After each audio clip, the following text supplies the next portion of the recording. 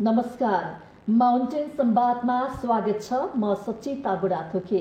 Mountain संवादमा आज हामी कृषिका कुरा गर्नेछौँ र सँगसँगै दिगो कृषि उत्पादन कसरी गर्न सकिन्छ, कृषिबाट हामीले पोषिलो खानेकुराहरू कसरी उत्पादन गर्न सक्छौँ, देशलाई कृषिमा कसरी आत्मनिर्भर बनाउन सक्छौँ, त्यति मात्र होइन, कृषिबाट हामीले रोजगार कसरी सृजना गर्न सक्छौँ र सँगसँगै देशलाई आर्थिक समृद्धिसँग जोड्नको लागि कृषिका सम्भावित क्षेत्रहरू के हुन सक्छ, आज हामी यो विषयमा संवाद गर्नेछौँ। र पछिल्लो समय नेपालमा थुप्रै कृषिमा अब आत्मनिर्भर बन्नुपर्छ। हामीले रोजगारको लागि होस् अथवा अवसरको लागि विदेश पलायन हुने भन्दा पनि नेपालमै बसेर केही काम गर्नुपर्छ। हामीसँग भएको जायज जेथा खेतीपाती कति रहेका छन्, त्यसमा रहेर अब हामीले कृषि कर्म गर्नुपर्छ। कृषि कर्म गरेर देशलाई समृद्धितिर लानुपर्छ भनेर बहसहरू पनि हुन थालेका छन् र सँगसँगै विभिन्न सङ्घ संस्थाहरू पनि खुल्न थालेका छन्। आज हामी विशेष गरी राष्ट्रिय खाद्य बैंक लिमिटेडले जुन 77वटै जिल्लामा अब कृषिमा आत्मनिर्भर बन्नुपर्छ र सँगसँगै पोषिलो आहारको लागि दिगो कृषि उत्पादन हाम्रो अभियान भनेर देशव्यापी रूपमा एउटा अभियान नै सुरु गरेको छ र यसले 22वटा जिल्लामा आफ्नो कृषि कर्म पनि सुरुवात गरिसकेको छ। विशेष गरी किसानलाई लक्षित गरेर कसरी हुन्छ, किसानको उत्थानको लागि, प्रगतिको लागि, किसानलाई कसरी हुन्छ आय आर्जनसँग जोड्नको लागि र त्यो आय आर्जन सँगसँगै बजारीकरण, रोजगारी र सिपमूलक तालिमहरू पनि उहाँले दिइरहनु भएको छ। हामी विशेष गरी कसरी देशलाई आर्थिक रूपमा सक्षम सबल बनाउन सक्छौँ भनेर विशेष संवाद गर्दैछौँ माउन्टेन संवादमा। त्यसको लागि हामीसँग हुनुहुन्छ राष्ट्रिय खाद्य बैंक लिमिटेडका कार्यकारी अध्यक्ष शङ्करनाथ उप्रेतीज्यू। यहाँलाई स्वागत छ। स्वागतम, धन्यवाद, नमस्ते। आराम हुनुहुन्छ? हजुर, एकदम ठिक छु। अब मुलुकलाई हामी कृषि प्रधान देश भनेर चिन्ने गर्छौँ। वास्तवमा ठ्याक्कै हामी कृषि प्रधान देश हो भन्ने ठाउँमा छौँ? होइन, भन्न चाहिँ हामी कृषि प्रधान देश भनेर भन्छौँ, तर अवस्था चाहिँ कस्तो छ भने अहिले 2 खर्ब बराबरको चाहिँ कृषि उपजहरू बाह्य देशबाट ल्याएर खान्छौँ।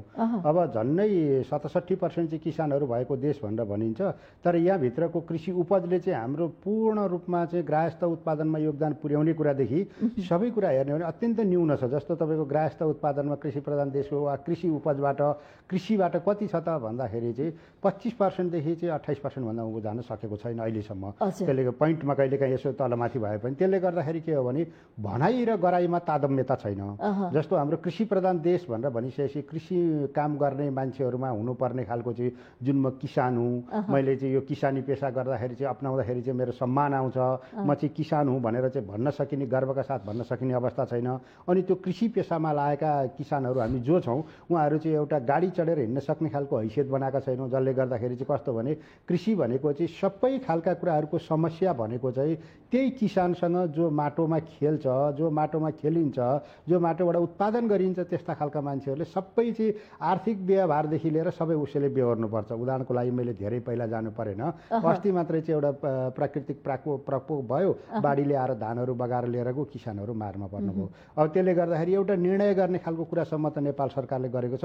अब त्यो कार्यान्वयन पक्षमा जाँदाखेरि त्यो कहिले लाग्ने हो र कहिले हुने भन्ने खालको कुरामा निर्णय गर्दिन भन्न र हो यो कृषि प्रधान देश भन्नलाई धेरै सजिलो छ, धेरै ढङ्गले गरिन्छ, तर त्यहाँभित्र गर्नुपर्ने कृषिका समस्याहरू जस्तो कृषिमा काम गर्ने मान्छेहरूलाई चाहिँ सबभन्दा पहिला यो कृषि पेसा चाहिँ मेरो पेसा हो, यसबाट म र मेरो परिवारलाई चाहिँ सम्मानित जीवन व्यतीत गर्न सक्छु भन्ने खालको परिस्थिति सिर्जना गर्ने वातावरण छैन।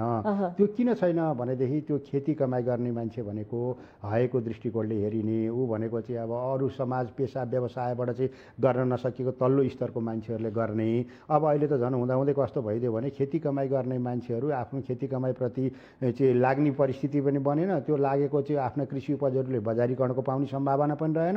अनि त्यहाँबाट चाहिँ सानो स्केलमा काम गर्दाखेरि चाहिँ त्यो आफ्नो कृषि उपजहरू त्यहीँ खेर जाने भयो। बाह्य देशबाट चाहिँ अब एकदम अब यस्तो विडम्बनाको छ कि हाम्रो अब इन्डोनेसियाबाट बेसार ल्याएर खान्छौँ, तर हाम्रो देशभित्रको अब यहाँ थुप्रै ठाउँमा चाहिँ बेसार खेतीहरू छ। अहिले पनि तपाईँको बर्दियादेखि उदयपुरदेखि सबै ठाउँमा छैन। होइन, त्यो बेसार मात्रै होइन, कृषि उपजहरू सबै सबैको अवस्था त्यस्तै हो। त्यसले गर्दाखेरि चाहिँ फलाउँदाखेरि तपाईँको 8-9 किलोको काउली कोपीहरूदेखि लिएर तरकारीहरू पनि नफलाइएको होइन, त्यसले सीमितता मात्रै छ। जस्तो त्यो अब कहिलेकाहीँ कुनै व्यापारीलाई मन लाग्यो गरेर झरप्प सबै त्यो उठाइदिएर ल्याइदिनुहुन्छ, अनि तर पनि किसानले चाहिँ त्यो अब निश्चित अब आफ्नो त्यसको लागत पनि उठ्न गाह्रो हुन्छ, अनि कहिले बेला त्यो उठ्दिँदैन। अनि त्यसो हुने बित्तिकै के कुरा रह्यो भने अनि किसान पेसा गरेर यो संरक्षित पेसा छैन, यसबाट मेरो जीविका चल्दैन भनेर धेरै मान्छेहरू कृषि पेसाबाट पलायन भएको अवस्था छ। जसले गर्दाखेरि तपाईँको युवा शक्तिको त कुरै नगरौँ, किनभने बाह्य देशहरूमा गएर जुनसुकै काम गर्न पनि तयार हुने, तर आफ्नो देशभित्र चाहिँ आफ्नो घरमा बसी परिवारसँग बसेर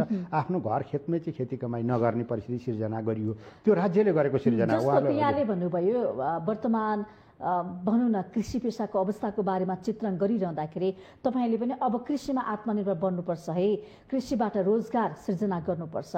अब कसरी हुन्छ, पसिलो खाना हामीले उत्पादन गर्नु पर्यो, कृषिमा दिगो विकास गर्नु पर्यो भनेर अभियान स्वरूप लाग्नु भएको छ। तपाईँहरू कसरी काम गरिरहनु भएको छ, अब कसरी चाहिँ कृषिमा आत्मनिर्भर बन्ने? होइन, हामीले चाहिँ के गरेको छौँ, यसमा हाम्रो चाहिँ कृषिका विज्ञहरू, माटोका विज्ञहरू, वनस्पति विज्ञहरू, वातावरणविदहरू, अनि कृषिमा चाहिँ अहिले आधुनिकीकरण गरिएका देशहरू इजरायल, कोरिया, जापान, चाइना जस्ता देशहरूमा गएर चाहिँ सिकेर आउनुभएको, देखेर भोगेर पढेर आउनुभएको साथीहरूको टिम मिलेर हामीले के योजना बनायौँ भने अब यो देशमा सधैँ यो कृषि भनेर कृषिको नाम मात्रै जपेर मात्रै हुँदैन, यो गायत्री मन्त्र होइन। अब यसलाई चाहिँ मूर्त रूपमा काम गरेर देखाउनुपर्छ र त्यो देखाएर चाहिँ परिणाम ल्याउनुपर्छ। र सबभन्दा पहिला किनभने तपाईँले वा हामीले अहिले पनि खाएका छौँ भने त्यो कृषि उपजहरू चाहिँ हामीले प्रयोग गर्नुपर्छ, जसले गर्दाखेरि चाहिँ अब त्यस्तो खालको चाहिँ जो मेरो स्वास्थ्यको लागि ठिक छ है भन्ने खालको खानेकुरा बनाउनुपर्छ। जो कुरा मैले खाँदाखेरि ठिक भयो भने त्यो अर्काले खाँदाखेरि पनि राम्रो हुन्छ। अनि त्यसले गर्दाखेरि हामीले चाहिँ त्यो साथीहरूको टिम बसेर चाहिँ यो साना साना ग्रुपहरू, समूहहरू, प्राइभेट कम्पनीहरू यस्तो गरेर चाहिँ अब यसलाई अभियानको रूपमा लिएर जान सकिँदैन। त्यसले गर्दा चाहिँ एउटा राष्ट्रिय खाद्य बैङ्क लिमिटेड बनाऊँ, जो चाहिँ बैङ्कको रूपबाट गरौँ। अब बैङ्क भन्ने बित्तिकै अब अहिले हामीले धेरै खालका बैङ्कहरू देखाएको छौँ, कहीँ ब्लड बैङ्क छन्, कहीँ अक्सिजन बैङ्क छन्, कहीँ भूमि बैङ्क छन्, कहीँ चाहिँ विषयगत बैङ्कहरू धेरै अब नीति बैङ्कहरूका कुराहरू आइरहेछन्। यस्ता धेरै बैङ्कहरू बनेका छन् भने हामीले यो कृषिसँग सम्बन्धित काम गर्ने गरी कृषि उपजहरूलाई चाहिँ उत्पादन गर्ने, भण्डारण गर्ने, बिक्री वितरण गर्ने समेतको चाहिँ तयारी गरेर चाहिँ गुणस्तर खानेकुराहरू जो अहिले सेफुडको रूपमा प्रयोग गर्न सकिन्छ त्यस्ता खानेकुराहरू उत्पादन गर्नको लागि पहिलो त्यो उत्पादन गरिसकिएको कुराहरू चाहिँ अनि भण्डारण गर्नको लागि सुरक्षित भण्डारण गरिसकेपछि त्यसलाई ग्रेडिङ गर्ने, प्रशोधन गर्ने, प्याकेजिङ गर्ने, बिक्री वितरणसहित गर्ने गरी एउटै चक्रबाट, एउटै साइकलबाट चाहिँ यसलाई जाने गरी हामीले तयारी गरेका छौँ। जसले गर्दा उपभोक्ताले तपाईँको चाहिँ हाल्ने थालीमा खानेकुराहरू उत्पादनको चाहिँ आलीदेखि थालीसम्म पुग्न सक्ने गरी चाहिँ हामीले यसको तयारी गरेका छौँ। र त्यही ढङ्गले अहिले हामीले चाहिँ यो जे जति कामहरू गर्छौँ त्यो जति काम सबभन्दा पहिला हामी सेफुडको रूपमा प्रयोग गर्ने गरी, स्वास्थ्यवर्धक खानेकुराहरू बनाउने गरी, त्यसै गरी हाम्रो चाहिँ मूल उद्देश्य पनि पोषिलो आहारको लागि दिगो कृषि उत्पादन हाम्रो मूल अभियान भनेर भनेको छ। हाम्रो चाहिँ अभियान खाद्य सम्प्रभुता, खाद्य सुरक्षा, खाद्य सुरक्षाको लागि भयो, अनि पोषण सुरक्षाको लागि भयो। किनभने खानेकुराहरू अहिले अधिकांश हामीले देखेको भोगेको कुरा के हो भने तपाईँको यो खानपान र रहन सहनको कारणले गर्दा हामी धेरै बिरामी भएका छौँ। किनभने स्वास्थ्यवर्धक खानेकुराहरू हामीसँग छैन। हामीले जहाँ गएर पनि खाउँ, तपाईँ एकपटक यसो उदाहरण मात्र लिने हो भने नेपाल अधिराज्यभरि जुनसुकै ठाउँमा जानुहोस्, पहिला गएर मेनु हेर्ने बित्तिकै के छ भन्दा मोमो, चाउमिन यस्ता खालका कुराहरू जो चाहिँ मैदाबाट बनेको स्वास्थ्यलाई चाहिँ फाइदा नहुने खालका कुराहरूको एउटै खालको चाहिँ खानाको परिकारहरू सबै ठाउँमा रहन्छ। त्यसले हाम्रो स्वास्थ्यलाई फाइदा गर्दैन। जसले गर्दा चोकरयुक्त खानेकुराहरू जो चाहिँ स्वास्थ्यवर्धक खानेकुराहरूको रूपमा रहन्छन्, त्यही गहुँ खानुपर्छ भने नि मैदा बनाएर खाने होइन, त्यो गहुँलाई चाहिँ पिनेर खाउँ न, आटा बनाएर खाउँ न। जसले गर्दाखेरि चाहिँ त्यसमा धेरै फाइदा हुन्छ। त्यो बोक्रा फाल्ने खालको चलनहरू जो स्वास्थ्यवर्धक कुराहरू चाहिँ छ, त्यो चोकरयुक्त कुराहरू चाहिँ फाल्ने कुराहरू छ, त्यही खालको कुरा हामी खाँदा खाँदै अब के भइदियो भने हामीले एउटा पुस्तालाई नि त्यसमा बानी पारिसक्यौँ। जस्तो बाबु उठ्ने बित्तिकै अथवा उहाँले हुने बित्तिकै बिस्कुट खाऊ, चाउचाउ खाऊ, मोमो खाऊ, यस्ता खालका कुराहरू, पिज्जा खाऊ, के खाऊ, जो चिज छैन त्यो जे कहिलेकाहीँ यसो मिठोको लागि भनेको होला होइन, अब एक दुई पटक। तर हाम्रो चाहिँ फुड हेबिट नै त्यस्तो बनाइसक्यौँ हामीले, जसले गर्दाखेरि हामीले जङ्क फुडहरूमा जस्तो हामीले हाम्रो सयौँ परम्परागत चलिआएको जस्तो तपाईँ कोदो भन्नुहोस्, कोदो बाली भनेको यस्तो हो, तपाईँको चाहिँ 10औँ वर्ष त्यहाँ राखिदिनुहोस्, त्यो घुन लाग्दैन, पुत्ली लाग्दैन, किरा लाग्दैन, त्यो चाहिँ जस्ताको तस्तो रहन्छ र त्यो चाहिँ क्यान्सरको प्रतिरोधात्मक क्षमता हुन्छ, त्यो आइरन हुन्छ। त्यसमा चाहिँ यति खालको चाहिँ हाम्रो यस्तो घुँडाहरू दुखेको, हड्डीहरू दुखेको यस्तो खालको कुराहरूमा औषधिको रूपमा प्रयोग हुन्छ। तर त्यो हामी त अधिकांश मान्छे, विशेष गरी सहरका मान्छेहरूले कति कोदो कोदो प्रयोग गर्नुभएको छ भनेर यदि त्यसको स्याम्पल लिने हो भने कतिको त मुखमै परेको छैन, कतिको परेको एकपटक दुईपटक भन्ने खाले कुरा होला। होइन त्यस्तो होइन, हाम्रो स्वास्थ्यमा चाहिँ प्रतिरोधात्मक क्षमता वृद्धि गर्ने खालका खानेकुराहरू जस्तो अहिले पनि संसारभरि हेर्नुहुन्छ भने तपाईँले सबभन्दा बढी संसारमा प्रयोग हुने भनेको गहुँ हो। गहुँकै परिकारहरू प्रयोग हुन्छ, त्यो तपाईँ जुनसुकै देशमा हेर्ने हो भने पनि तथ्याङ्कले त्यो बताउँछ। दोस्रोमा मकै हो। अब त्यो मकैका पनि विभिन्न चाहिँ बनाएर चाहिँ परिकारहरू बनाएर खाने चलन छ। दोस्रोमा मकै हो। तेस्रोमा मात्रै हाम्रो धान हो। धान चाहिँ विशेष गरी हामी लगायतका केही देशहरू मात्र हो, नत्र त्यत्रो धेरै धानको प्रयोग हुँदैन। तर पनि अब हामीले खाने खालका चाहिँ यी कृषि उपजहरू अहिले नेपाल सरकारको तथ्याङ्कले बताउँछ कि बाह्य 102वटा देशबाट चाहिँ कृषि उपजहरू यहाँ भित्रेको भन्ने खालका कुरा देखिन्छ। अब त्यसले गर्दाखेरि सबै खालका कुराहरू यहाँ हाम्रो देशभित्र बन्ने कुराहरू पनि उत्पादन हुने कुराहरू पनि जो चाहिँ एकदम राम्रो खालको खानेकुराहरू छ त्यो खालको कुराहरू नबनाइकन बाहिरबाट ल्याउने खालका कुरा चाहिँ हामीले आतुर गर्छौँ। किनभने अब त्यो व्यावसायिक रूपबाट व्यवसाय गर्ने जो व्यापारीहरू हुनुहुन्छ उहाँहरूले यहाँको चाहिँ अब यो कृषिलाई हामीले कसरी हेऱ्यौँ भनेदेखि यो परम्परागत रूपबाट चाहिँ जसरी हाम्रो जीविकोपार्जनको प्रणालीको रूपमा रहेको थियो अहिले पनि त्यस्तै खालको भयो। केही ठाउँमा चाहिँ अलिकति व्यावसायिकता रूपबाट जाने गरी तयारी गरिए तापनि त्यो व्यावसायिक रूपबाट जाने खालको कुरोलाई पनि अब कस्तो रहिदियो भने एउटा लगानीको कुरा रह्यो। पहिला कृषिमा होइन, पहिला तपाईँको त लगानीको कुरा रह्यो। लगानीमा चाहिँ व्यावसायिक खेती गरौँ भनेर केही साथीहरूले चाहिँ अलिकति आफूसँग भएको चाहिँ पैसाहरू आफ्नो जे जस्तो भएको जोड जम्मा गरेर आफ्नो सम्पत्तिलाई जम्मा गरेर काममा सुरु गर्नुभयो। काममा सुरु गरिसकेपछि अब एउटा चाहिँ व्यवसाय गर्नको लागि माछा पालन गर्ने भने माछा पालन गर्नलाई पोखरीहरू खन्नुभयो, तयारी गर्नुभयो, ती सबै खाले कुरा गर्नुभयो। अब माछाका भुरा किन्नलाई किन्ने बेलामा पैसा सक्यो भए पनि थोरै हाल्नुभयो, त्योभन्दा पछाडि त्यसलाई दिनुपर्ने दाना पानी, किनभने 5-6 महिना स्थानीय सरकार छ नि हैन लगानीको लागि। सरकार त सबै छ नि हजुर, स्थानीय सरकार छ, तिनै तहको सरकार छ। सरकार बढी मात्रामा काम गर्ने प्रयोगमा आउने भनेको स्थानीय सरकार त कृषि कर्म गर्ने होइन। यस्तो छ अब यसलाई सबैलाई एकै ठाउँमा राखेर हेर्नु पनि हुँदैन। कतिपय सरकारहरूले यसो बारेमा गर्नु पनि भएको छ हैन। तर एउटा कुरा के छ भने तर वास्तवमा भन्ने हो भने जो किसान हुनुहुन्छ आफ्नो ठाउँमा माटोमा खेल्नुहुन्छ उहाँहरूकामा यी सबै खालका सुविधा सहुलियतहरू पुगेकै छैन। अब यसका पनि फेरि मापदण्डहरू छ, त्यहाँभित्र पनि धेरै खालका कुराहरू। त्यो मापदण्डहरू भनेको कस्तो भने त्यहाँ अब नेपाल सरकारको चलन चल्ती अन्तर्गत त्यहाँ रहेका चाहिँ धेरै खालका जटिलताहरू छन्। त्यो जटिलताहरू पार गरेर उहाँहरू जान सक्नु भएको छैन। दोस्रो खालको कुरा भनेको चाहिँ अब टाइममा उहाँले चाहिँ त्यो अघि नै मैले भने आफ्नो व्यवसायमा अलिकति थप लगानी भइदिएको भएदेखि उहाँले फड्को मार्न सक्नुहुन्थ्यो। अब यस्तो भयो कि बिस्तारै माछा किन्यो, माछालाई हाल्ने आहार छैन। पशुको गोठ बनाए पशुहरू किन्यो, त्योभन्दा पछाडि पशुहरूलाई दिने दानाहरू अब त्योभन्दा थप पुँजी हुने कुरा भएन।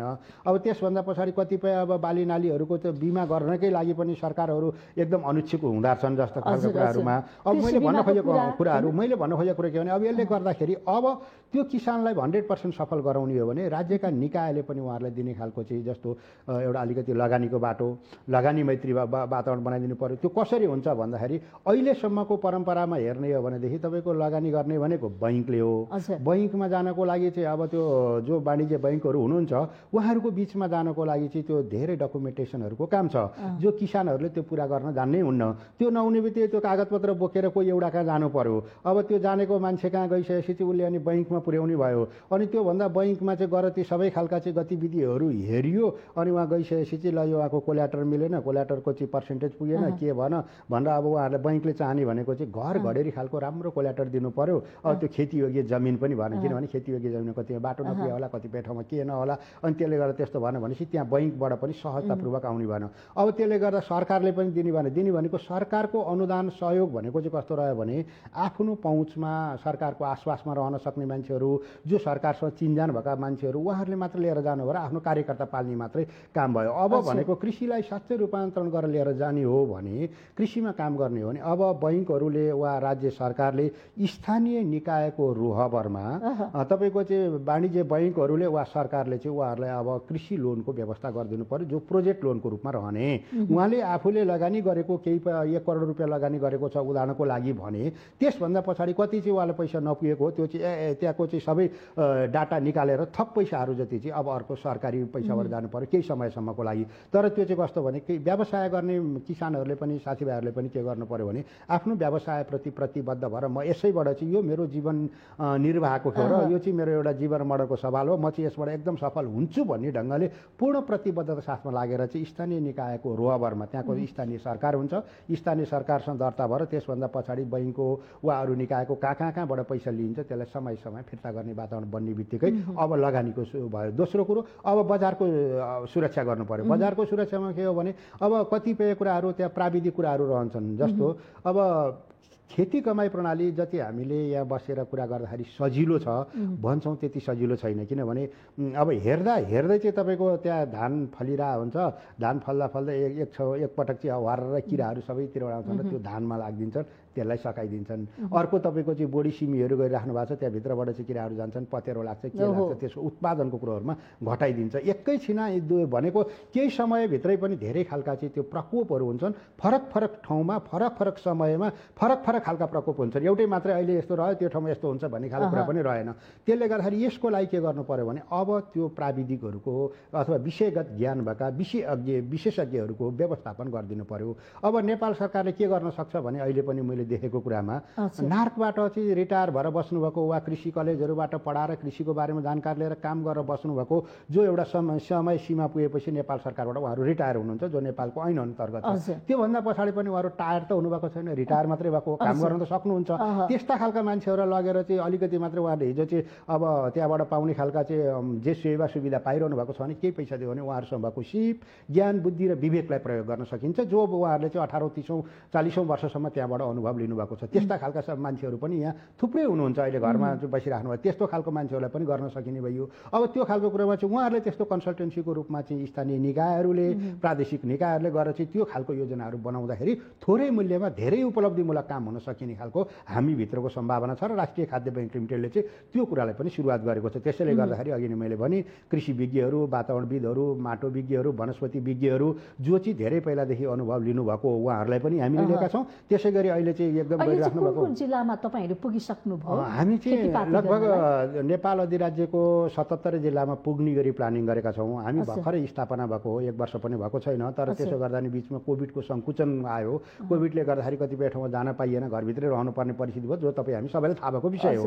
अब त्यसले गर्दा त्यति बेलामा पनि हामीले बाँके बर्दिया, कैलाली, कञ्चनपुरको तर्फबाट बर्दियाको गुलेरियाको खैरी 3मा चाहिँ हामीले पाइलट प्रोजेक्टको रूपमा चाहिँ त्यहाँ काम गरेका छौँ। त्यहाँ चाहिँ हामीले 8 प्रकारको चाहिँ त्यो धान बालीहरूमा पनि विशेष गरी लोप भएर गएका नेपालका रैथाने बिउ बिजनहरू जो हाम्रा पिता पुर्खाले चाहिँ हामीलाई हाम्रो सम्पत्तिको रूपमा छोडेर गएको, तर अहिले हामीले चाहिँ तिनीहरूलाई चाहिँ लोप बनाएर अरू बिउ बिजन मार्फत चाहिँ त्यसलाई चाहिँ सकिसकेको अवस्थाकालाई चाहिँ अब राष्ट्रिय खाद्य बैङ्क लिमिटेडले चाहिँ सबभन्दा पहिला सबै खालका कुराहरूमा काम गर्छ। जस्तो अन्न बालीहरू, धान, गहुँ, कोदो, मकै, फापर, त्यसै गरी तरकारी बालीहरू जो हामी सधैँ उसमा प्रयोग गर्छौँ, दही दुधहरू, चिया कफीहरू, जडीबुटीहरू, फलफुलहरू, तेलहन बालीहरू, दलहन बालीहरू, यी सबैमा हामीले काम गर्छौँ। तर पहिला सुरुमा चाहिँ हामीले अन्न बालीबाट सुरुवात गऱ्यौँ। किन अन्न बालीबाट सुरुवात गऱ्यौँ भने एउटा चाहिँ हाम्रो पनि सीमितता छ। किनभने कृषिमा केही काम गरौँ भन्ने साथीहरूको चाहिँ 700 जनाको पेरिफेरीमा रहेर एउटा टिमले चाहिँ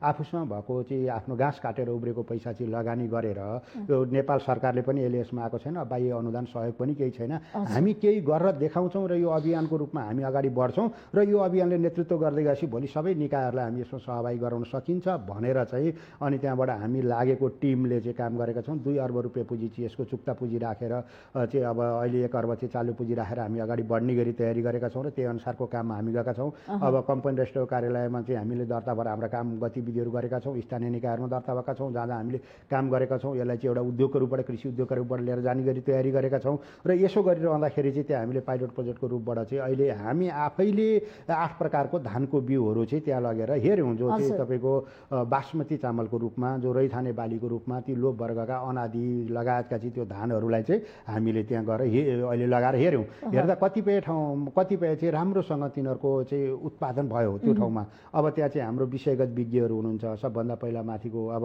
धानको लागि धानको विज्ञ, गहुँको लागि गहुँको विज्ञ, कोदाको लागि कोदाको, माटोको लागि सबै वनस्पतिको लागि आफ्नो ठाउँबाट चाहिँ सबै विज्ञहरू सहभागी हुनुहुन्छ। अनि त्यसै गरिरहँदाखेरि चाहिँ हामीले त्यो पाइलट प्रोजेक्टमा चाहिँ त्यो देखाउनको लागि त्यहाँको किसानहरूलाई आएर हेर्नुहोस् है, यसरी काम गर्नुपर्छ, यो काम यस्तो हुन्छ, यसबाट यो फल्छ, यसरी हुन्छ भनेर ती सबै खालका कुराहरू देखाउने गऱ्यौँ। र त्यसो गरिरहँदाखेरि चाहिँ हामीसँग चाहिँ यो राइस डक फार्मिङको विषयमा चाहिँ जो चाइनाबाट सुरु भएर जापानमा गएर सफल प्रविधिको रूपमा रहेको खेती प्रणाली पनि व्यावसायिक रूपबाट राष्ट्रिय खाद्य ब्याङ्क लिमिटेडले चाहिँ यसलाई भित्र्याउने काम गऱ्यौँ। अनि त्यो चाहिँ प्रोफेसर डाक्टर चन्द्र पोखरेलको नेतृत्वमा चाहिँ हामीले त्यो काम अगाडिपट्टि बढायौँ। अनि बढाइरहँदाखेरि गरिरहँदाखेरि के देखियो भने त्यहाँ गएर चाहिँ हजुरको धान रोपेको 20-22 दिन पछाडि 20-22 दिनको हाँसका चल्लाहरू त्यहाँ पठायौँ। अब त्यो हाँसका चल्लाहरू त्यहाँ गएपछि दिने पछि चढ्दै राति खोरमा ल्याउने भयो, दिनभरि चढ्दै आउने भयो। अब हाँसलाई पनि कम कस्ट पर्ने भयो, किनभने उसले त्यहाँ गएर चाहिँ झारहरू खाने भयो, हिलोहरू खाने भयो, भ्याकुताहरू खाने भयो, किराहरू फट्याङ्ग्राहरू के चाहिने खाने भयो। उतापट्टि धानलाई पनि के भने उसले गोड दिने भयो। अब त्यो धान गोड दिने बित्तिकै चाहिँ हामीले रोपेको बेलादेखि एकैचोटि फुल खेल्ने बेलामा त्यो हाँस निकालिदिउँ अनि त्यहाँबाट काट्न गए भयो, जसले गर्दाखेरि उत्पादनमा पनि वृद्धि भयो। अब एउटा हाँसबाट चाहिँ 5 किलोसम्म चाहिँ मल हुँदो रहेछ। त्यसो गर्दाखेरि चाहिँ 1000 हाँसबाट गर्दा 5000 केजी मल चाहिँ त्यहाँ चाहिँ प्राङ्गरिक मल रह्यो, जो बाली चक्र अनुसार त्यो धान काटिसकेपछि अर्को बाली हामी जुन लगाउँछौँ त्यसमा पनि कुनै मल हाल्नु परेन। यसरी चाहिँ हामीले त्यहाँबाट खेती प्रणाली गर्दाखेरि अब के भने लागत पनि कम रहने भयो। अनि त्यहाँ अब त्यो अहिले हामीले हाँसको चाहिँ त्यहाँ गरिरहेछौँ। तर हाम्रो नेपालको विडम्बना कस्तो छ भने अघि नै पनि हामीले खानपिनका विषयमा तपाईँ हामीले कुरा गऱ्यौँ। त्यसो गर्दाखेरि यो ह्याबिट शैली भनेको कस्तो छ भनेदेखि तपाईँको अब त्यो हामीले खानेकुराहरूको बाछमा पहिला खाएको भन्दा हामी खाँदै रहेनछौँ। जस्तो हाँस त्यति राम्रो प्राकृतिक हाँस छ जो चाहिँ त्यो चल्ला भएको बेलादेखि सधैँ चाहिँ गएर त्यो पानीमा हिलोमा खेलेर आएर बसेको छ, त्यसले दानाहरू भनेको अरू केही पनि खाएको छैन, त्यो प्राकृतिक उत्पादन छ। त्यो हाँस खाने खालको हाम्रो संस्कारै छैन। अब हामी के गर्दा छौँ भनेदेखि बरु त्यो ब्रोइलर कुखुराहरू जो चाहिँ भ्याक्सिन दिएको छ त्यो पटक दिनौँ दिन भ्याक्सिन दिएर चाहिँ त्यति चाँडो बढाइएको त्यो कुखुरा चाहिँ हामी खान एकदमै धेरै खोज्ने, जो स्वास्थ्यको लागि असर गरिरहेको छ त्यस्तो। किनभने हामी त्यो कुखुरा खायो भने हामी पनि कुखुरा जस्तै मोटै हुने भयो, रोग लाग्ने भयो, धेरै कुराहरू हुने भयो। त्यसले गर्दा त्यो विषादी छ अथवा भनेको भ्याक्सिनको मात्र खान चाहिँ हामी त्यति एन्टिबायोटिक खान चाहिँ यति चाँडो हतार गर्छौँ। तर त्यो प्राकृतिक हाँस खान चाहिँ हामी हतार गर्दा रहन्छौँ, त्यो कालिज खान चाहिँ हामी हतार गर्दा रहन्छौँ। त्यसले गर्दाखेरि के हो भने यसरी यो व्यावसायिक रूपबाट अब अहिले हामीले परीक्षणको रूपमा चाहिँ त्यसलाई प्रयोग गरेको हो। अब बजारको बिगामा सुरु गर्नु भएको छ तपाईँ? त्यहाँ हामीले 50 बिगामा चाहिँ राष्ट्रिय खाद्य ब्याङ्क लिमिटेडले किसानहरूको जग्गा लिएर चाहिँ हामीले परीक्षणको रूपमा गरेका छौँ। किसानहरूसँग मिलेर चाहिँ 518 बिगा जग्गामा चाहिँ हामीले उहाँहरूसँग गरेका छौँ। त्यो कृषि उपजहरूलाई चाहिँ हामीले लिने गरी तयारी गरेका छौँ। तर विडम्बना के रहिदियो भने अब अहिलेको बाढी धान तपाईँहरूले रोप्नु? हजुर, त्यो रोपेका छौँ। र त्यो चाहिँ अहिले हामीले आउँदो अब यो लगत्तै अहिले काट्दैछौँ, अलिकति समय पछाडि कोही अलिक पाक्दैछ, किनभने त्यो अलिक ढिलो पाक्छ। अब त्यसले गर्दाखेरि कम फल्छ। अब त्यसलाई चाहिँ किसानहरू त्यति धेरै लगाउनुहुन्न, किनभने त्यो अरू हाइब्रिडहरूको जातसँग त्यो गर्दाखेरि अब त्यो पछाडि पाक्ने भएको भएर किराहरूको रोगहरूको त्यो चाहिँ एकदमै त्यो अहिलेसम्म भएकोमा चाहिँ के हो भने जस्तो धान चामलहरूमा चाहिँ सबभन्दा राम्रो बास्नादार चामल, अब त्यो खान योग्य खालको र त्यो चाहिँ चौलानी सहित प्रयोग गर्न मिल्ने गरी चामल पखालेको पानीलाई सहित हामीले चाहिँ प्रयोग गर्न मिल्ने गरी, जस्तो दालमा तरकारीमा वा केमा प्रयोग गर्ने हो त्यसरी जाने गरी चाहिँ यो पहिला हाम्रा बाबुबाजेहरूले जसरी गर्नुभएको थियो त्यसै गरी गर्ने गरी चाहिँ अहिले हामीले त्यो गरेका छौँ। अब मैले यसो भनिरहँदाखेरि त्यो हाँसको अब बजारीकरणको कुरामा के हो भने हाँस अब बेच्ने बेला हुन लाग्यो, हाँस किन्ने मान्छेहरूको चाहिँ अब यहाँ नेपालभित्र त्यसको त एकदम कम सम्भावना छ होइन। हामीले त्यो पनि अध्ययन गर्दैछौँ। र यदि यो हाँस खेतीलाई चाहिँ व्यवस्थित गर्न सकियो भने डबल टेबल फाइदा हुँदो रहेछ। एउटा तपाईँको लगानीमा कम पर्ने भयो, कस्ट कम पर्ने बित्तिकै त्यो लगानीमा सस्तोमा आयो। दोस्रो खालको कुरा भनेको चाहिँ त्यो खान योग्य खालको चाहिँ वस्तु हुने भयो, पशु पनि त्यो हाँसदेखि लिएर चामलसम्म। तेस्रोमा भनेको वातावरणदेखि लिएर सबै खालका सुधार हुने भयो, त्यो मलहरू पनि हालिराख्नु परेन। यसले गर्दा चाहिँ इकोसिस्टमलाई बचाउन, अब इन्भाइरोमेन्टलाई चाहिँ संरक्षण गर्नको लागि सबै खालका कुरा हुने भएको हुनाले त्यस्तो खालको कुरा, यस्तो खालको नीति पोलिसी ल्याउने खालका कुराहरूमा हामीले आशा अपेक्षा के गर्छौँ भने सरकारसँग ठिक छ अब त्यो हाँस चाहिँ हामी भोलि व्यापक रूपमा चाहिँ ह्याचरिङ गर्छौँ, अन्डा दिन्छौँ, किसानहरूसँग दिन्छौँ, किसानहरूसँग लिन्छौँ, अनि त्यसलाई बेचिदिने खालको ग्यारेन्टी गर्छौँ। त्यस्तो खालको कुरा हो भने त अब कतिपय बाह्य देशहरूमा जाने हो भने तपाईँको भान्सामा कहिले न कहिले एउटा वा दुईवटा हाँसको पिसको टुक्रा राखेर खाने देशहरू पनि छन्, जो तपाईँ हामीले थाहै छ कि मङ्गोलियन देशहरूमा जस्तो जापान भयो, कोरिया भयो, चाइना भयो, यी देशहरू तिनीहरूमा हाम्रा यहाँका उत्पादन गरिएका हाँस पठाउने गरी चाहिँ नेपाल सरकारले सहजीकरणको वातावरण बनाइदिने हो भनेदेखि त अनि किसानहरूदेखिको सबैको एउटा एक रोजगारी पनि सृजना भयो, जीवनस्तर पनि उठ्यो, वातावरण पनि संरक्षण भयो, अब कृषि उपजहरूलाई पनि व्यवस्थित गर्न सकिने भयो। अब त्यसै गरिरहँदाखेरि अहिले अर्को पनि हामीले अब यसलाई चाहिँ यो हाँस खेतीलाई राइस डक फार्मिङको रूपलाई व्यावसायिक रूपबाट अब राष्ट्रिय खाद्य बैंक लिमिटेडले नेपालभित्र भित्र्याएको छ र यी सबै सम्भावनाहरू हामीले गरेका छौँ। त्यसै गरी अब यो लागतलाई कम गर्ने गरी र वातावरणलाई संरक्षण गर्ने गरी के गर्न सकिन्छ त भन्ने खालको कुरोमा हामीले एजुला प्लान्ट भन्ने चाहिँ अहिले एजुलाको प्लान्ट गऱ्यौँ। त्यो भनेको चाहिँ वनस्पति हो। वनस्पति भनेको चाहिँ त्यो उन्यु जातको वनस्पति हो। त्यो चाहिँ लेउ जस्तो खालको हुन्छ, त्यो पानी माथिबाट हुन्छ। अब त्यसले चाहिँ के गर्न सकिने भने त्यो बनाउने बित्तिकै त्यो हामीले प्रयोग गरेको 15 दिनदेखि त्यसलाई प्रयोग गर्न मिल्छ। त्यो चाहिँ तपाईँको कुखुराको दानामा जाने भयो, हाँसको दानामा जाने भयो, पशु पन्छीको गाई भैँसीहरूको दानामा भुसा काट्दाखेरि हालेर त्यहाँ जानुभयो। अब यसले गर्दा के गर्ने भने अन्न बालीहरू भनेको संसारमा मान्छेहरूलाई खान अझै पनि पुगिरहेको छैन। अब त्यही अन्न चाहिँ लगेर पशुलाई पनि खुवाउनु परेको छ, नखुवाएदेखि ऊ बाँच्दैन। अब यसले गर्दाखेरि हामीले के योजना गऱ्यौँ भने राष्ट्रिय खाद्य बैंक लिमिटेडले चाहिँ त्यो पशु पन्छीलाई पनि दानाको चाहिँ आदि कम गर्न सकिन्छ। त्यही खालको चाहिँ उसको शरीरलाई चाहिने पर्ने पोषण कुराहरू चाहिँ उपलब्ध हुने खालको एजुलालाई चाहिँ व्यावसायिक रूपबाट गर्ने गरी प्रोफेसर डाक्टर मोहन पन्थीको नेतृत्वमा हामीले भर्खरै मात्रै बर्दियाको उसबाट चाहिँ अब त्यसले हामीले शुभारम्भ गरेका छौँ। अब त्यो तयार भइसकेपछि त्यो चाहिँ तपाईँको धान खेतमा पनि प्रयोग गर्न मिल्छ। धानमा गर्ने बित्तिकै चाहिँ त्यो युरिया मल भनेर जे हालिन्छ नाइट्रोजन, त्यो नाइट्रोजन उसले आफैले चाहिँ त्यहाँ बनाउँछ, जमिनबाट बनाउँछ, प्राकृतिकबाट लिन्छ।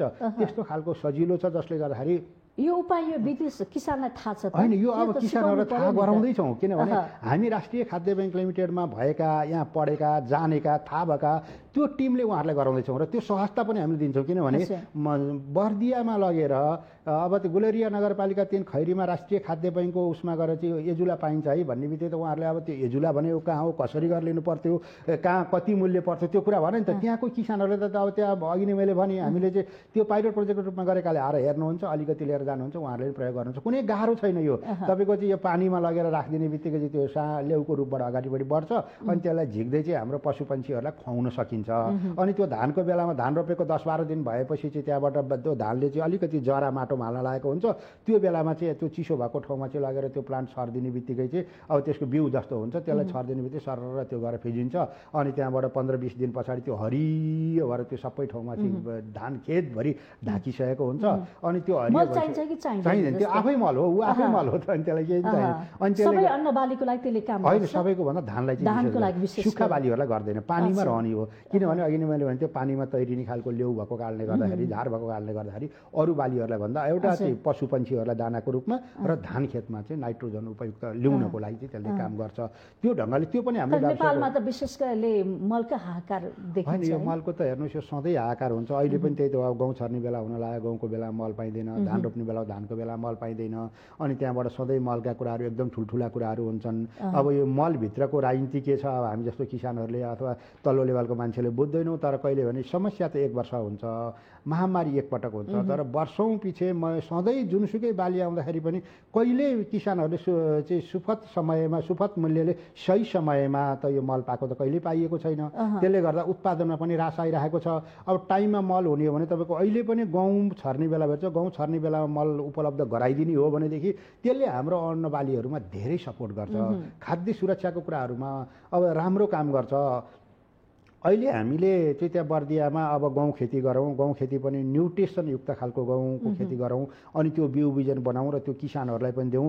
अनि किसानहरूलाई त्यहाँ दिइसकेपछि चाहिँ भोलि किसानहरूको उत्पादित बाली पनि राम्रोसँग बनाऊँ, हाम्रा प्राविधिकहरूलाई रेखदेख गरेर लाउँ र त्यो उत्पादित वस्तु किनिदिने ग्यारेन्टी राष्ट्रिय खाद्य बैंक लिमिटेडले लिउँ भनेर चाहिँ यो तयारी गऱ्यौँ। सबै खालका कुरा भएको छ। अब एउटै कुरा के छ भने किसानहरूले मल कसरी उपलब्ध हुन्छ भन्नुहुन्छ। अब मलको हकमा चाहिँ अब यहाँभित्रको यो मलभित्रको राजनीति वा मलभित्रको चाहिँ यो अपारदर्शी खेल के छ, त्यसले गर्दाखेरि चाहिँ यो यस्तो खालको सधैँ समस्या भइरहेको हुनाले अब या त हाम्रो नेपाल सरकार होइन, यसो हो यो मलको बनाउने खालको होइन, हामीले बनाउने भनेको चाहिँ कस्तो हुन्छ भने त्यो प्राङ्गरिक खालको मल हो। त्यो प्राङ्गरिक खालको मल बनाउन सकिन्छ, त्यो खालको उत्पादन वृद्धि गर्छ, तर त्यो अहिलेको अहिले हुँदैन। किनभने त्यसलाई चाहिँ अलिक समय लाग्छ त्यो माटोमा गएर तयार हुनको लागि। जस्तो हामीले गरेको कुरोमा चाहिँ के हो भने तपाईँको मल तीभित्र हुने खालको जस्तो एजुलाको प्लान्टको कुरा गरेँ अहिले मैले। अब त्यसभन्दा पछाडि हाम्रो परम्परागतदेखि नै आइरहेको मुगको दाल भनेर प्रयोगमा आउने छ। त्यो मुगको चाहिँ घाँस झार बोट यति राम्रो खालको हुन्छ, त्यसले यति धेरै नाइट्रोजन जम्मा गर्छ। त्यसलाई चाहिँ तिम पल्टाएर चाहिँ रोपाइँ गर्ने बेलामा चाहिँ त्यसलाई हालिदियो भनेदेखि 50% भन्दा बढी नाइट्रोजनको काम त्यसले गर्छ। अब ती खालका कुराहरू हुन्छन्। तर यो धान खेतहरूको लागि विशेष गरी अब अहिले पनि त्यो गर्ने, पछि पनि गर्ने, अरू पनि गर्दै जाँदाखेरि त्यो गहुँलाई पनि भ्याउने भयो। जस्तो अहिले मैले भने त्यो अहिले हामीले जहाँ चाहिँ हाँस खेती गरेका छौँ त्यो खेतमा कुनै मल हालिराख्नु पर्दैन। अब बाली चक्र अनुसार धान झिक्दिउँ, गहुँ रोप्दिउँ, वा तोरी रोप्दिउँ, वा आलु रोप्दिउँ, मकै रोप्दिउँ, जे रोप्दिउँ पनि त्यसलाई पुग्छ। अब त्यसरी गर्ने खालका कुरामा त्यो रह्यो। तर अहिले सुरुमा चाहिँ सबै ठाउँमा टाइम लाग्छ, गर्न सकिन्छ। त्यो गर्नको लागि पनि नेपाल सरकारको चाहिँ त्यसमा सपोर्ट सहयोग चाहिन्छ। किनभने त्यो एजुला किनिदिनको लागि पनि त सरकारले ल एजुलाको प्रयोग तपाईँहरूले गर्नुहोस्, हामी बिउ बिजन दिन्छौँ भनेर गर्ने भने महँगो छैन। अब त्यो बिउ किनेर चाहिँ सबैलाई दिने खालको एउटा परिस्थिति बनाइदियो भने त त्यो स्थानीय सरकारले वा प्रादेशिक सरकारले बनायो भने त त्यो खालको कुरा हुने भयो। अब अर्को भनेको चाहिँ उत्पादित भएका वस्तुहरूलाई चाहिँ अब सबभन्दा बढी किसानहरूले के हो भने त्यो सरकारले जे जे दिन्छ त्यो लिने भन्दा नि उनीहरूले उत्पादन गरेको किनिदिने बजारको व्यवस्था गरिदिनु पर्यो। त्यो खालको कुरा त्यही भएर अघि नै हामीले भनेको के हो भने राष्ट्रिय खाद्य बैंक लिमिटेडले चाहिँ अब पहिला हामी आफूले पनि उत्पादनको काममा सरिक हुन्छौँ, हाम्रा विज्ञहरू मार्फत त्यहाँ देखाउँछौँ यसरी गर्नुपर्छ भनेर पाइलट प्रोजेक्टको रूपमा। अनि त्यो उत्पादित वस्तु त्यहाँ जे लाग्छ त्यो चाहिँ सबै त्यहाँको किसानहरूलाई दिन्छौँ। अनि त्यो किसानहरूबाट उत्पादित भएको वस्तु हामी किनेर लिन्छौँ र हाम्रो प्राविधिकले रेखदेख गरेको भएर त्यो खानेकुराहरू चाहिँ स्वास्थ्यवर्धक छ भन्ने कुरा भएपछि त्यो खानेकुरा गर्छौँ। त्यो खानेकुराहरूलाई चाहिँ अनि त्यहाँबाट ल्याएर अनि हामीले चाहिँ बजारमा लिएर जान्छौँ। बजारमा लिएर जाँदाखेरि पनि अहिले पहिला सुरुमा चाहिँ हामी पैसा लगानी गर्ने मान्छेहरूको घर घरमा लगेर पुर्याउँछौँ भनेको सेयर लगानी गर्ने साथीहरूको बिस्तारै त्योभन्दा बढी भएपछि बजारका सबै ठाउँहरूमा हामीले ल्याउने गरी तयारी गरेका छौँ। त्यसै गरिरहँदाखेरि अहिले हामीले चाहिँ पहाडी जिल्लाहरूबाट कोदो, मकै, फापर, गेडागुडी यस्ता खालका चाहिँ ती सबै खालका खेतीहरू गरिरहेछौँ।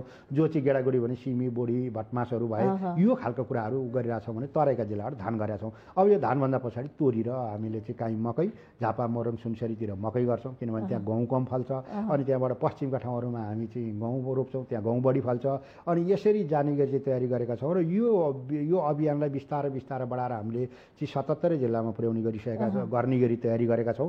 तर हाम्रो 22वटा जिल्लामा 22वटा काम सुरु भइसकेको छ र त्यो पाइलट प्रोजेक्टको रूपबाट अगाडि बढाएका छौँ। अनि अब हामी पनि के हो भने हाम्रो पनि सीमित छ। खाद्य सङ्कट आउँछ कि आउँदैन? यो भोकमरी हुन्छ यो कुरा पनि आइरहेको छ होइन? भोकमरी त तपाईँको जरुर आउँछ नि होइन, हुन्छ नि, पहिला पनि आएको थियो। झन् अहिले तपाईँको चाहिँ यो बाढीले गर्दाखेरि तराईका पश्चिम तराईका भेगहरूको त्यो धानले गर्दाखेरि मात्र 10% धानमा कमी आयो भन्ने कुरा भइसकेको छ। अब त्यो जो चाहिँ ऊ भएको छ धानहरू बाँकी बसेको छ त्यो पनि राम्रोसँग सग्लो हुँदैन। किनभने कोही कुहिएको छ, कोही उम्रेको छ, कोही सुकेको पनि त्यो कुड्का हुन्छ। अब सग्लो चामलको रूपमा आउन सक्दैन। त्यसले गर्दाखेरि त्यस्तो छ। तर अहिले यसरी यही बेलामा चाहिँ भोकमारी आइहाल्छ भनेर भविष्यवाणी गरिहाल्नु अलिकति हतार हुन्छ होइन। तर यो जे जस्तो भए पनि हामीले हाम्रो तयारी चाहिँ गरिराख्नुपर्छ। अब त्यो खालको कुरामा सरकारले पनि गर्नुपर्छ। अब सरकारले पनि हामी कृषि प्रधान देश हौँ भनेर चाहिँ तपाईँको अहिले हामीले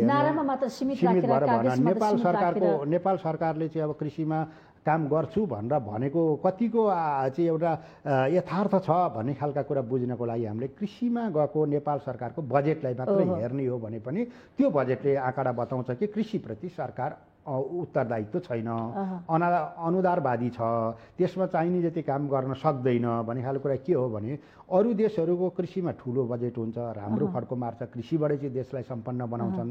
हाम्रो धेरैवटा देशहरू अन्त्य भन्नु पऱ्यो भने तपाईँको इजरायल जस्तो देश हेर्नुहोस्, मरुभूमि जस्तो देश छ, त्यहाँ चाहिँ एकदमै थोरै मात्रै खेतीयोग्य ठाउँ छ। तर पनि 2.2% पनि चाहिँ त्यहाँ कृषि किसानहरू छैनन्। तर संसारभरि उसले चाहिँ लिड गर्न लागिसक्यो भनेपछि त्यहाँको सबभन्दा ठुलो मान्छे हो कृषिको रे मालिक रे भनेपछि अथवा कृषिमा व्यवसाय गर्ने रे भनेपछि ऊ चाहिँ एकदम त्यहाँको सम्मानित र सम्पन्न मान्छेको रूपमा देखिन्छ। तर हाम्रो यहाँ खेती किसान गर्ने किसान भनेपछि सबभन्दा अपमानित र चाहिँ एउटा हेलिक दृष्टिकोणले हेरेको देखिन्छ। अब त्यसले गर्दाखेरि नेपाल सरकारले पनि गर्नुपर्ने खालका कुराहरू के हुन् भने यस्ता खालका कुराहरूलाई गर्नको लागि बजेटिङको व्यवस्था गरिदिने, बजेटिङ गरिदिइसकेपछि त्यो प्लान अलिकति चाहिँ बहुवर्षीय प्लानहरू बनाउने। अब त्यसले गर्दाखेरि चाहिँ अनि त्यो गरिएका कुराहरू चाहिँ जो बजेटमा तपाईँको 2.5 10% चाहिँ टोटल बजेटको 10 वर्ष अगाडिदेखि अहिलेसम्म हेर्नुहोस् त 2.5 भन्दा बजेटमा कहिले पनि गएको छैन।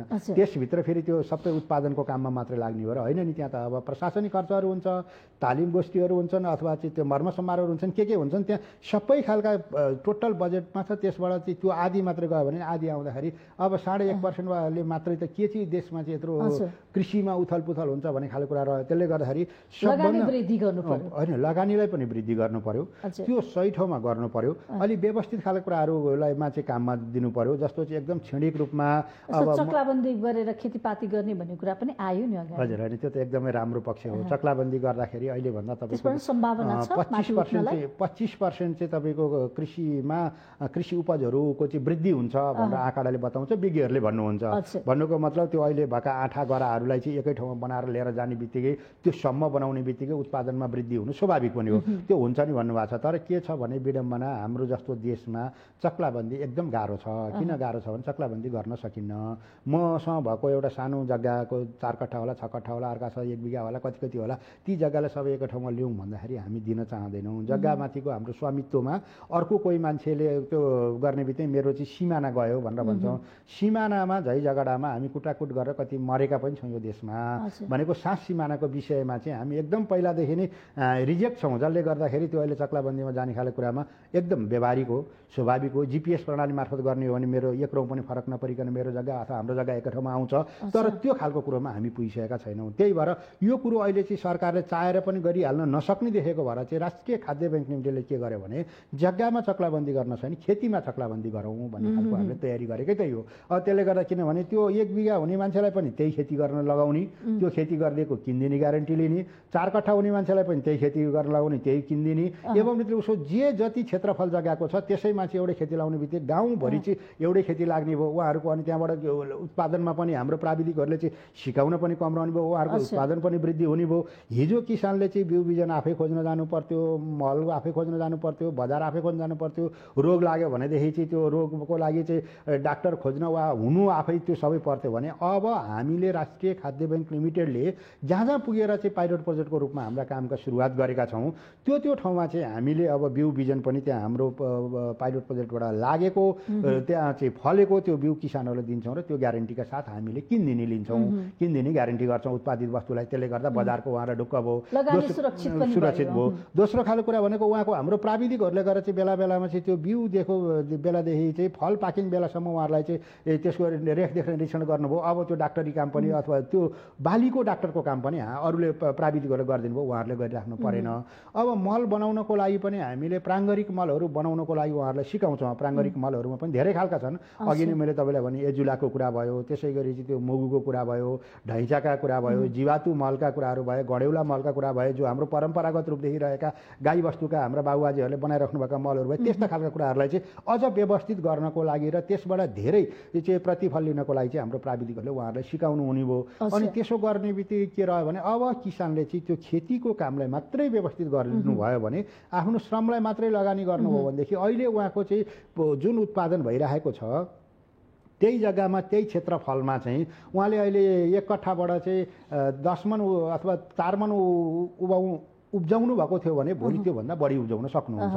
त्यसले गर्दा कृषिको लक्ष्य रह्यो। अनि त्यसले गर्दा खाद्य सुरक्षाको दृष्टिकोणले के भने अब हामीले यसै गरी सबै ठाउँमा चाहिँ उत्पादन गर्दै गर्दै गर्दै गयौँ भने अब हाम्रो सुरक्षा पनि हुने भयो। अनि सुरक्षा के भने अनि पोषण सुरक्षाको कुरा पनि भयो। पोषण सुरक्षा भनेको चाहिँ कस्तो रहने भयो भनेदेखि तपाईँको त्यो अहिले जे हामीले उत्पादन गरेका छौँ त्यो चाहिँ हाई न्युट्रिसनवाला बनाउन गर्ने गरी चाहिँ प्रयत्न गर्छौँ। जस्तो हाम्रो राष्ट्रिय खाद्य बैङ्कको चाहिँ मदन भट्ट सरले चाहिँ गहुँको विषयमा उहाँले हेर्नुहुन्छ, जो चाहिँ उहाँले 4-5वटा बालीको चाहिँ आफैले नेपालमा चाहिँ परीक्षण गरिकन लगभग गहुँको वैज्ञानिकको रूपमा उहाँ परिचित हुनुहुन्छ। पहिला नार्कमा पनि हुनुहुन्थ्यो, अहिले राष्ट्रिय खाद्य बैङ्क लिमिटेडको चाहिँ गहुँको उहाँले अगुवाई गरेर गरिराख्नु भएको छ। र अस्ति मात्रै हाम्रो बर्दियाको प्रोजेक्टमा चाहिँ उहाँले आएर त्यो सबै कुराहरू चाहिँ यसरी गरौँ भनेर सिकाउनु भएको छ, अरू पनि सिकाइरहनु भएको छ। त्यसले गर्दाखेरि हामी के उत्साहित भयो भने अहिले त्यो जे फलिरहेको छ त्योभन्दा डेढी फल्ने भयो। भनेको चाहिँ अहिले 1 मन फल्थ्यो भने अब 1 मन र आधा मन अर्को थपिने भयो। त्यही क्षेत्रफलमा वृद्धि हुने भयो। अनि त्यो उत्पादनमा वृद्धि गरिएको कुराहरू चाहिँ कस्तो भने त्यो चाहिँ अब खानको लागि पनि एकदम फाइदाजनक हुने भयो। फाइदाजनक भनेको चाहिँ हाई न्युट्रिसनवाला हुने भयो। त्यस्तो खालको बिउलाई चाहिँ प्रयोग गरौँ, यसरी जाउँ भन्ने खालका कुरा भएको हुनाले यस्ता खालका चाहिँ हामीले भन्ने गरेका छौँ थोरै ठाउँमा धेरै फलाउने, जो चाहिँ स्वास्थ्यको वर्धक खान योग्य हुने, जसले गर्दा चाहिँ किसानहरूलाई पनि खेती कमाइमा लागेको मान्छेलाई पनि सम्मानित ढङ्गले चाहिँ आय आर्जनको राम्रो स्रोत बनाएर चाहिँ हामी पनि त्यो चाहिँ गाडी चढेर हिँड्न सक्ने हुन्छौँ है भन्ने खालको चाहिँ बनाएर उहाँहरूलाई चाहिँ त्यस्तो कमाउने गरी मनग्गे पैसा कमाउने गरी चाहिँ अब ती हामीले डिजाइन गरिएका प्रोजेक्टहरू छन्। यद्यपि कृषिको काम भने जस्तो सजिलो छैन। यहाँ टेबलमा बसेर कुरा गर्न एकदमै सजिलो हुन्छ, तर त्यो फिल्डमा गएर काम गर्दाखेरि समस्याहरू होइन, समय लाग्नु पनि स्वाभाविक हो, त्यहाँ गाह्रो पनि छ। अनि त्यसले गर्दा अहिले कस्तो छ भने हाम्रो मानसिकता पनि एकदम हतार पैसा लगानी गर्ने मान्छेले पनि आज लगानी गऱ्यो भनेदेखि भोलि प्रतिफल के पाइन्छ भन्ने, अनि त्यसभन्दा पछाडि चाहिँ त्यहाँ काम गर्ने मान्छेहरूले पनि ल आज त मैले यस्तो गरेँ भन्ने। अनि हामी कृषिमै पढेर आएका पनि मैले अहिले हाम्रो यो काममा लगाएपछि बिएससी गर्नुभएका चाहिँ केही साथीहरूसँग बसेर कुराकानी गरेँ। उहाँहरूको चाहिँ के छ भने उहाँहरूको पहिला बाहिर पढेर आउनुभएको सरहरूको कुरा सुन्दाखेरि उहाँहरूले चाहिँ त्यो जहाँ पढ्न जानुभएको छ त्यहाँ निश्चित खेती प्रणालीमा चाहिँ आफै गर, धान रोप्ने हो भने धानको चाहिँ खेती गरेर गोडेर त्यसलाई चाहिँ काटेर अनि त्यहाँबाट धान बनाएर त्यो देखाएर चाहिँ यस्तो है भनेर चाहिँ उहाँहरूले चाहिँ जो प्र्याक्टिकल गर्नुहुन्थ्यो त्यसले गर्दा उहाँहरूलाई धेरै ज्ञान हुन्थ्यो। अहिलेको पढाइको चाहिँ प्र्याक्टिकल त्यस्तो छैन। अब उहाँहरूले भनेको सैद्धान्तिक कुराहरूमा एकदम राम्रो छ, तर व्यवहारिक कुराहरूमा त्यो खेतीमा गएर उहाँहरू काम गर्नै रुचाउनुहुन्न, हिलोमा पस्नै चाहनुहुन्न। अब हुन चाहिँ कृषिको विज्ञ हुन खोज्यो नि, तर हिलोमा पस्न नखोज्ने कस्तो खालको विज्ञ हुनुहुन्छ। त्यसले गर्दाखेरि उहाँहरूले अब के हो भने टेबल कुर्सीमाथि बसेर गर्ने खालका ल्यापटपबाट गर्ने खालका यस्ता कुरा पाउँदाखेरि उहाँहरू तमाम गर्ने, तर त्यहाँ फिल्डमै गएर चाहिँ गरेर सिकाउनु पर्ने, हिलोमा धुलोमा त्यहाँ गएर सिकाउनु पर्ने, खेल्नु पर्ने, माटोमा खेल्ने खाले कुराहरू अहिले पछिल्लो चरणमा उत्पादित भएको चाहिँ धेरै जस्तो मान्छेहरू, सबैलाई नभनौँ तर धेरै जस्तो मान्छेहरू जो राष्ट्रिय खाद्य बैंकसँग आबद्ध हुन आउनुभयो, उहाँहरूसँग कुराकानी गरियो, उहाँहरूसँग देखियो। अनि त्यसले गर्दाखेरि यो टप्परटुइया प्रवृत्तिको चाहिँ रहेको कारणले गर्दाखेरि पनि कृषिका विज्ञहरू भनेर चाहिँ अहिले पछिल्लो चरणमा उत्पादित भएका विज्ञहरूसँगबाट लाभ लिनलाई धेरै गाह्रो हुँदो रहेछ। नीति नियमहरू ठिक छन् अहिले? नीति नियम त तपाईँको कृषिमा बनेका नीति नियम त यहाँ यति धेरै अप्ठ्यारा, यति धेरै जटिलता कृषिभित्रका नियमहरू छन् जो तपाईँले हामीले त्यहाँ खैले केलाएर हेर्ने हो भनेदेखि कृषिमा काम गर्न कोही अगाडि आउनै हुन्न। र त्यही भएर पनि अहिलेसम्म नआएको परिस्थिति पनि हो। अब किनभनेदेखि तपाईँको कृषि भन्ने बित्तिकै 100% सफल हुन्छ भन्ने छैन। भनेको मतलब त्यो बोटमा लागेको भटमासा कोसा पनि सबैमा दाना लाग्छ भन्ने छैन। अब त्यसै गरी चाहिँ त्यो अर्को फलफुलमा पनि त्यो सबै हुन्छ भन्ने पनि छैन। अब यी धेरै खालका त्यहाँ समस्याहरू छन्। अब तिनीहरूलाई सम्बोधन गर्ने गरी कतिपय बाँझा जग्गाहरू छन्। बाँझा जग्गाहरू चाहिँ लिएर चाहिँ अब त्यसमा हामी खेती कमाइ गरौँ न त भनेर भन्दाखेरि त्यो प्राप्त हुने अवस्था छैन। जस्तो हो हजुरको चाहिँ अहिले ओखर तपाईँ यो तिहारका कुरा गर्ने हो भने 500 रुपियाँ किलोमा यहाँ हामीले चाहिँ त्यो ओखर अब किनिरहेछौँ। तपाईँले पनि किन्नु भएको छ, मैले पनि किनेको छु, हामी सबैले किनेका छौँ।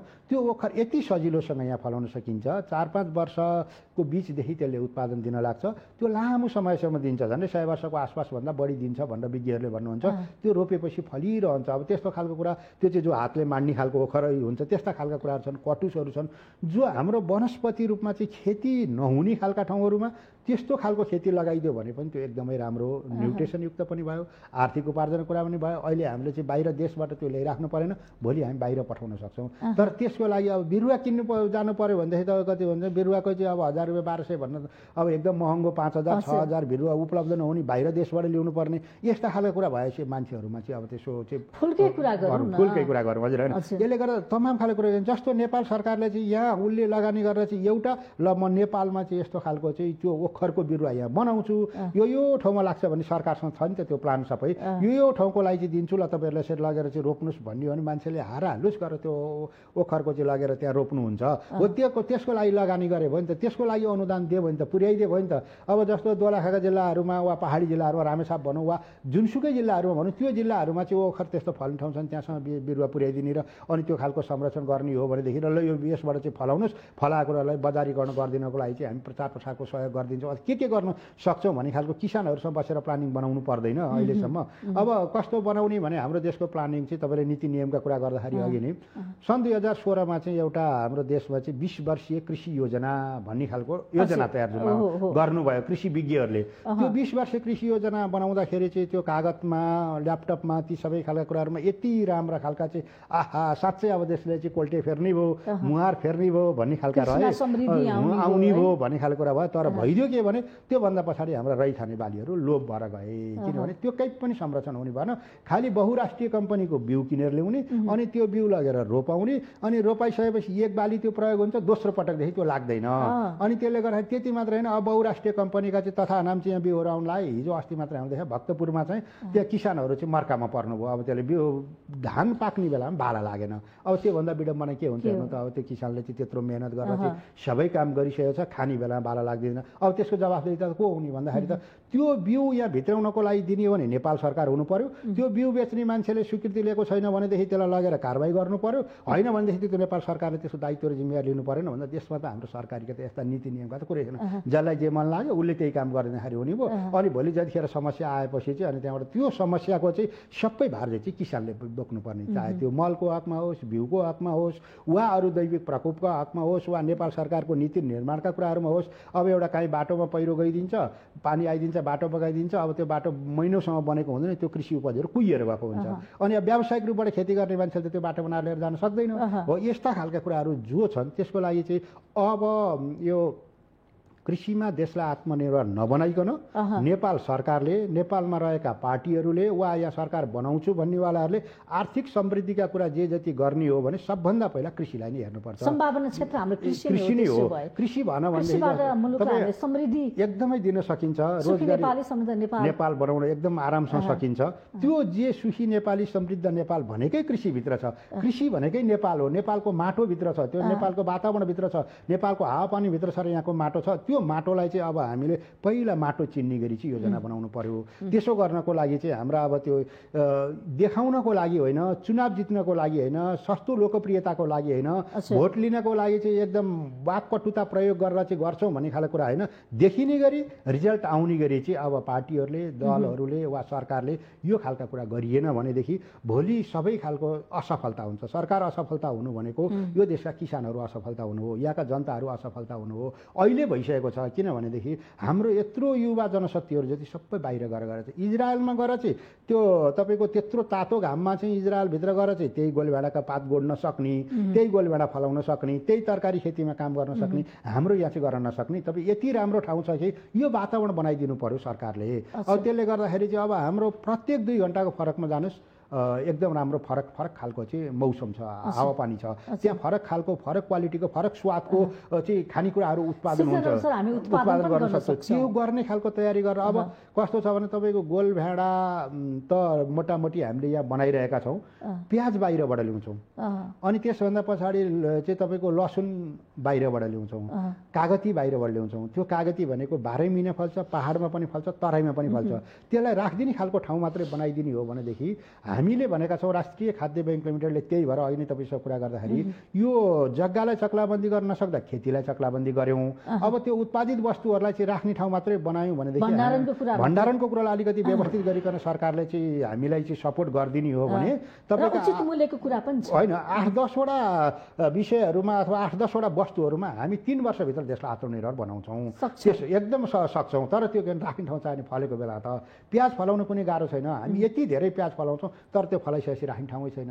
अनि त्यो फलाएपछि राख्ने ठाउँ नभएपछि त फलाउन सकिने कुरै भएन।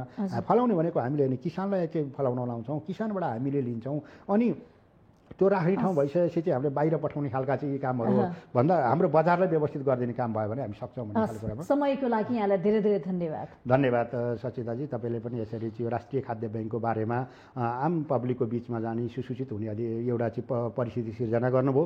तपाईँ लगायत तपाईँको टिम र जो श्रोताहरू सुनेर बसिरहनु भएको छ राष्ट्रिय खाद्य ब्याङ्क लिमिटेड अब यो देशलाई आए चाहिँ कृषिमा आत्मनिर्भर बनाउने गरी आएको छ भन्ने खालको कुराको शुभ सन्देश चाहिँ एउटा गर्न पाएकोमा धन्यवाद, नमस्ते। आज हामीले कार्यक्रम माउन्टेन संवादमा राष्ट्रिय खाद्य ब्याङ्क लिमिटेडका कार्यकारी अध्यक्ष शङ्करनाथ उप्रेतीज्यूलाई निम्ताएका थियौँ। कार्यक्रमबाट म पनि बिदा हुन्छु। माउन्टेन टेलिभिजन HD हेर्दै गर्नुहोला। नमस्कार। एउटा फोटो खिचौँ न।